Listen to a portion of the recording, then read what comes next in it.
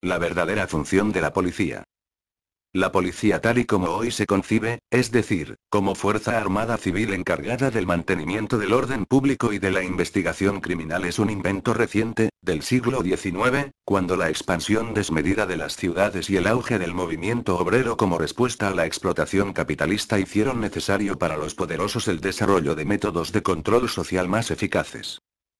En tiempos anteriores a la revolución industrial el orden social lo mantenía el ejército, en particular unidades de tipo pretoriano, guardia real, mosqueteros, guardia suiza, etc., bien armadas y encuadradas, que a menudo constituían la única fuerza militar permanente y que, aunque resulte paradójico, rara vez o nunca participaban en una guerra. Su función era proteger al poder, cosa que a menudo reflejaban sus propias denominaciones, guardia pretoriana, guardia del rey. Aparte de esto, en las zonas rurales podía haber desplegadas milicias más o menos organizadas que, con el pretexto de combatir el bandidismo, aseguraban la sumisión de las poblaciones campesinas a la autoridad central. Y eso era todo. No hacía falta investigación criminal porque, después de todo, tampoco había un servicio de administración de justicia propiamente dicho ni, en realidad, una verdadera administración pública. El Estado se limitaba a cobrar impuestos a campesinos y artesanos para mantener el nivel de vida de la aristocracia ociosa. El triunfo de la burguesía, con sus concepciones de sociedad civil, derechos humanos, administración pública, pero también de capitalismo, industrialización e imperialismo, trajo consigo la aparición de la policía tal y como la entendemos hoy. Y con ella vino también la idea, muy asumida en el inconsciente colectivo, de que la sociedad no se puede mantener sin la presencia de una fuerza coercitiva que asegure una mínima convivencia. Este concepto del monopolio violento del Estado, que se refleja incluso en las relaciones familiares, ¿tiene alguna base real? Lo cierto es que incluso en sociedades hipertrofiadas y desquiciadas como las actuales, la mayor parte de la población no muestra una inclinación particular al delito. Mientras la subsistencia está asegurado, resulta obvio que, con policía o sin ella, la gran mayoría de la gente se comporta de forma tranquila, solidaria y respetuosa, sobre todo porque al ser humano corriente le agradan la calma y la rutina. La situación cambia, desde luego, cuando los medios de subsistencia dejan de estar asegurados y la población vive un ambiente de incertidumbre respecto a su futuro. Estas situaciones pueden generar desórdenes que, no obstante, son resultado de la mala gestión de las clases dominantes, no de la supuesta maldad intrínseca del ser humano que alegan los poderosos para justificar los aparatos represivos, sobre todo en nuestros días. Por decirlo con brevedad, esa imagen tan querida por los guionistas apocalípticos de cine y televisión, de las turbas asaltando los comercios apenas se abre la mano, es solo un tópico literario. También es cierto que suceden multitud de pequeños delitos cotidianos a despecho de la policía y sin que su mayor o menor incidencia tenga que ver con el número de agentes, sino con otros condicionantes sociales como la pobreza, la mala calidad de la educación o unas pésimas expectativas de futuro. En este aspecto la policía es incapaz de prevenir la abrumadora mayoría de los pequeños delitos a priori y tampoco los resuelve a posteriori salvo delación o confesión espontánea. La imagen del inspector deductivo y sesudo que a partir de un pelo encuentra al asesino de Manolete escondido debajo de una piedra es también una ficción novelesca. Sherlock Holmes o Bones no existen en el mundo real. Hay además una delincuencia de alto nivel que la policía no puede afrontar. Las grandes organizaciones del crimen actúan a placer porque poseen medios, influencia y dinero más que suficientes para contrarrestar cualquier actuación política o policial, y esto es así incluso en el caso de que hubiera voluntad política de hacer algo al respecto.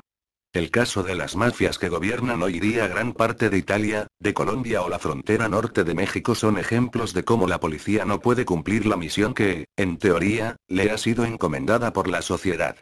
En este terreno podríamos incluir la actividad combinada de grandes empresarios, banqueros, instituciones financieras internacionales, políticos corruptos y demás parásitos que conforman la élite dominante. Una actividad que pese a su carácter dañino es considerada legal y queda fuera de la jurisdicción de la policía. Si la policía no asegura el orden ni previene los delitos y apenas resuelve alguno, es precisamente aquí donde va quedando clara su verdadera función: proteger a los ricos y poderosos. A pesar de la literatura y de la imagen amable que el género policíaco ha ido creando, la policía es hoy, como ha sido siempre, un cuerpo pretoriano destinado a asegurar los privilegios de la pequeña clase que vive a costa del trabajo de la gran mayoría de la población. Constituye de hecho el primer escalón en la defensa de los privilegiados, que por si acaso se reservan una segunda línea, mucho más expeditiva pero que rara vez hay que usar, en el ejército. Que la policía, como el propio ejército, esté integrada de forma abrumadora por personas de clase baja o media baja confirma la esencia tradicional del pretoriano. El desclasamiento a cambio de la tranquilidad de un sueldo. En el caso español la composición de los innumerables cuerpos policiales es muy significativa, aunque no es en lo fundamental diferente a cualquier otra policía de cualquier otro país. Un pequeño grupo directivo formado por hijos de la élite dirigente y una masa de infantería compuesta casi en exclusiva por fugitivos de la clase trabajadora, gente con poca iniciativa, a menudo con pocos estudios o ninguno en absoluto, que accede a la única salida laboral que no sufre recortes y que no exige más requisito que obedecer órdenes sin reflexionar y estar dispuesto a hacer uso sobre la ciudadanía de las armas que le son confiadas. En España, por añadidura, el alto mando policial acoge a un gran número de antiguos grises, agentes de la policía franquista que, con el paso de los años, han ido promocionando y se han encargado de entrenar en los más sólidos principios de la represión fascista a las nuevas generaciones de agentes. Dado que, además, la propia naturaleza del cuerpo atrae a personas de carácter muy especial, gusto por la uniformidad, por la obediencia al escalafón, por las armas, no debe resultar extraña la agresividad que los agentes antidisturbios despliegan en su tarea represiva. Por supuesto, la policía no es solo su unidad antidisturbios, pero esta es su misión más importante en la muy desordenada sociedad actual y, por otra parte, todos y cada uno de los agentes son antidisturbios en potencia, según necesidades. Cabe preguntarse ante la imagen de los agentes acorazados. ¿Es realmente necesaria tanta armadura y tanto armamento para enfrentarse a manifestaciones que por lo general son pacíficas? Pacíficas, sí, porque salvo en el caso de incidentes generados por provocadores, a menudo fascistas ajenos a las concentraciones, cuando no se trata de policías disfrazados de ciudadanos normales, está demostrado que los disturbios solo surgen cuando actúan los antidisturbios y son tanto más violentos cuanta mayor violencia despliegan las fuerzas del orden.